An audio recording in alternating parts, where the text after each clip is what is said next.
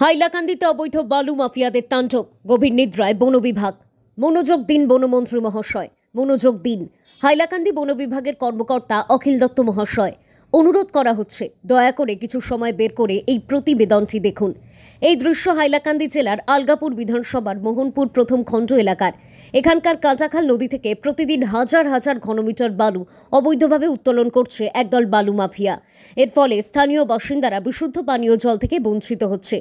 পাশাপাশি অবৈধ বালু উত্তোলনের কারণে ভয়াবহ ভাঙনের সৃষ্টি হয়েছে, যার ফলে আতঙ্কে দিন কাটাতে হচ্ছে এলাকাবাসীকে। 24 ঘন্টা ধরে 15 থেকে 20টি মেশিন ব্যবহার করে কাঁটাখাল নদী থেকে নির্বিচারে বালু তোলা হচ্ছে, কিন্তু হাইলাকান্দি বন বিভাগ এবং 5 গ্রাম ফরেস্ট রেঞ্জ যেন গভীর ঘুমে রয়েছে। মোহনপুর প্রথম খণ্ডের স্থানীয় বাসিন্দারা একাধিকবার হাইলাকান্দি বন বিভাগ ও 5 গ্রাম ফরেস্ট রেঞ্জ অফিসে অভিযোগ জানিয়েছে, কিন্তু কোনো গুরুত্ব দেওয়া হয়নি। বছরের পর বছর শুধু আশ্বাস দেওয়া হয়েছে, কিন্তু কার্যকর কোনো পদক্ষেপ নেওয়া হয়নি।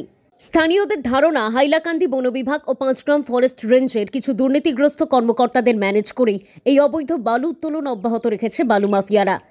হাইলাকান্দি বন বিভাগের ওপর বিশ্বাস হারিয়ে এখন সংবাদ মাধ্যমের মাধ্যমে রাজ্য সরকারকে আবেদন জানাচ্ছে এলাকার মানুষ। তারা চান এই অবৈধ বালু মাফিয়াদের বিরুদ্ধে দ্রুত ব্যবস্থা নেওয়া হোক এবং নদী ভাঙন থেকে তাদেরকে রক্ষা করা হোক। ব্যুরো রিপোর্ট, নিউজ অবিকল। মনপুর পার্ট 1 বিগত 2-3 বছর থাকিয়া মানে অবৈধ মেশিন দিয়া বালি তোলা হয়। এই যে জায়গার মধ্যে 15-20টা মেশিন বর্তমানে এখানে লাগাইলা আছে আর দিন রাত মানে 24 ঘন্টায় মানে বালি তুলে এখান থেকে। অবৈধ এই বালি তোলার কারণে আমরা বেজান অসুবিধা হয়। হাজার মানুষ মানে এটা নদীর থেকে স্নান করে বা জল নিয়ে খাওয়া হয়, এর কারণে অনেক অসুবিধা হয়। আমরা বেজান ডিপার্টমেন্টে মানে বেজান হয়েছি আর এইগুলা খোয়ার কার মানে কিছু হয় না। ডিপার্টমেন্ট তো আছে, তারারে খোয়া হয়েছে অনেকদিন, আমরা লেখাপড়া দেওয়া হয়েছে আর এটা তো আর কথা হন না, কোনো কাজও লাগেন না। আমরা কথাটা মেশিন তো প্রায় রাত দিন 24 ঘন্টাও চলে। আর এটা তো 5 গ্রাম রেঞ্জ আর এটা।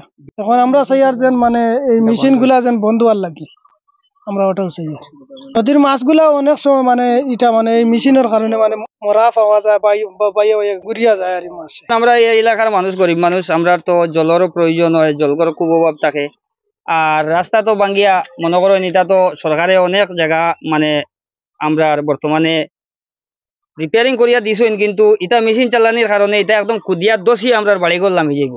বর্তমানেও লামি গেছে অনেক জায়গায় জায়গায়। এই মেশিন গুলা চালানির কারণে আমরা অধীর ভবিষ্যৎ আমরা আর এটা বাড়িঘর এটা রইতো না। এটা এখন বর্তমানে এই মেশিন তো এখন বর্তমানে 15-20টা চলের। তো ডিপার্টমেন্টের কাছে অনেকবার অনেক সময় মানে আমরা লিখিত ফলিত পর্যন্ত কমপ্লেইন দিছি।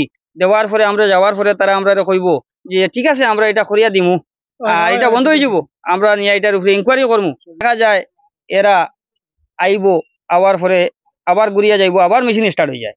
আমরা কাটাখাল নদী, এটা কোন রেঞ্জের আন্ডারে পড়ে? 5 গ্রাম। ডিপার্টমেন্ট জড়িত আছে এটার লগে। ডিপার্টমেন্ট জড়িত না রইলে একটা মেশিন যে গাঙ্গ কিনারও থাকে, আবার তারা ঘুরিয়া যায়, মানুষ দেখে না।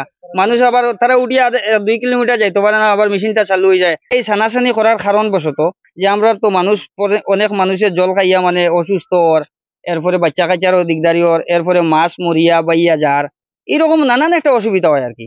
এরপরে তো আমরা জায়গা জমিনও ভাঙ্গিয়া লামি যার, এটাও তো আমরা একটা কত বড় একটা ক্ষতি।